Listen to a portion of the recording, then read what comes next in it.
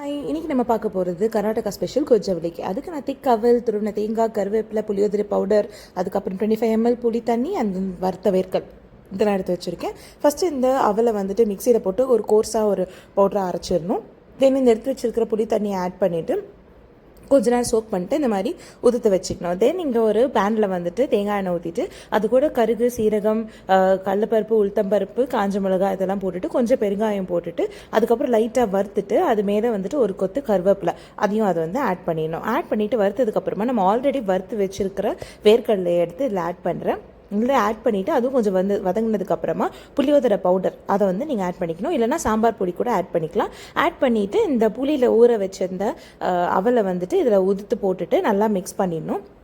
மேலே இதுக்கு தேவையான கொஞ்சம் சால்ட் ஆட் பண்ணிவிட்டு அகெயின் கொஞ்சம் நல்லா மிக்ஸ் பண்ணிவிடுங்க. மிக்ஸ் பண்ணிவிட்டு கொஞ்சம் துருவின தேங்காய், ஒரு அரை முடி துருவின தேங்காய் வந்து இதில் ஆட் பண்ணிக்கோங்க. ஆட் பண்ணிவிட்டு நல்லா மிக்ஸ் பண்ணிட்டீங்கன்னா உங்களோட கர்நாடகா ஸ்பெஷல் கொஜ்ஜவலக்கி ரெடி. என்ஜாய் பண்ணுங்கள். பாய்.